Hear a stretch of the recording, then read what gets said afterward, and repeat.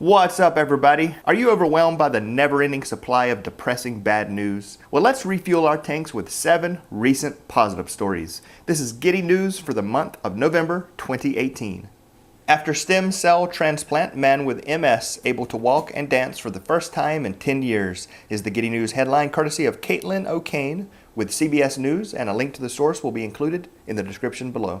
For a decade, Roy Palmer of England had no control of his legs due to MS, multiple sclerosis, but last year he received a life-changing treatment that restored his ability to walk. The dad first heard of the treatment called HSCT, which is hematopoietic stem cell transplantation. Palmer told the BBC that they take the stem cells out of your body and they give you chemotherapy to kill the rest of your immune system. The stem cells are then used to reboot the immune system. "Let's hope it works," Palmer said in a home video taken just before the treatment, and it did. After HSCT, he regained feeling in his left leg within 2 days. "I haven't felt that in 10 years, Palmer said, and eventually he regained feeling in both of his legs and began to walk and dance. Iowa mother donates over 10,000 children books in late daughter's memory is the Giddy News headline courtesy of Jalen Southcheck of KWWL Iowa News, and a link to the source will be included in the description below. A young woman killed in a car crash nearly 2 decades ago lives on in memory through children's books.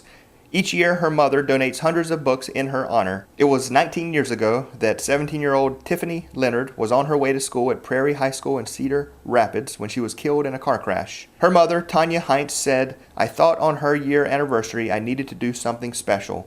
And every year since then, Heinz has donated hundreds of books to the Unity Point Health St. Luke's Hospital at the Women's and Children's Center. Heinz stated, "Tiffany used to sit on her back deck and read to the neighbor boys and her sister, so I knew she would like that." To date, she has donated more than 10,000 books. Inside the donated books is a photo of Tiffany with the name of the family that gave the book to Heinz. Heinz said that it keeps her daughter's memory alive through other children. Customers buy out donut shop early every day so owner can be with sick wife is the Giddy News headline courtesy of CBS LA, and a link to the source will be included in the description below. John Chan and his wife Stella have owned Donut City and Seal Beach for 3 decades. They came to Orange County as refugees from Cambodia in 1979. Since then, they've worked side by side every morning to serve donuts at their Pacific Coast Highway shop until recently. Customers missed Stella Chan's presence behind the counter and were shocked to discover that she had suffered an aneurysm. She was alive but weak and in rehab, and John Chan rushes home every day to be with her as soon as the shop sells out of donuts. Customers have endeavored to help Donut City sell out early every day so that John can return to the rehabilitation center where she is recovering. The shop's customers spread the word on newsletters and by word of mouth and have asked everyone buying donuts to buy a dozen at a time. One unidentified customer said, "We need more people like that to just help everybody out in whatever need that they have." A life-saving match. Longtime friend donates kidney to Wellington man is the Giddy News headline courtesy of Luli Ortiz with CBS 12, and a link to the source will be included in the description below. A man in desperate need of a new kidney was surprised to learn that his lifetime family friend was a perfect match. Ron Burr and Carissa Gonzalez spent holidays and birthdays together for years. Burr was born with a neurological disorder, but he kept the health secret from Gonzalez, and she discovered a plea for help on his mother's Facebook page earlier this year. "I had no clue he was even struggling since a kid," Gonzalez said. "He never showed it in my eyes. I just enjoyed being around him and playing with him." Burr found out that he had kidney failure at age 10 and had been suffering with the agony of dialysis and no living donor on the radar until Gonzalez stepped in. And on October 15th, Gonzalez gave Burr the gift of life at Jackson Memorial Hospital in Miami, and she stated, "It's important to show the community that there's still good in the world. There are still people who care. It doesn't take much to be that person, so don't hold yourself back." Ethiopia elects its first female president. Former United Nations Representative Saleh Work Zawidi is the Giddy News headline courtesy of John Walsh from the Business Insider, and a link to the source will be included in the description below. Zawidi was unanimously elected to be Ethiopia's first female president. She had served as the UN Special Representative to the African Union since June, and she was also the first Director General of the UN office in Nairobi. The Prime Minister's Chief of Staff expressed the Prime Minister's support with the following quote, "In a patriarchal society such as ours, the appointment of a female head of state not only sets the standard for the future, but also normalizes women as decision makers in public life."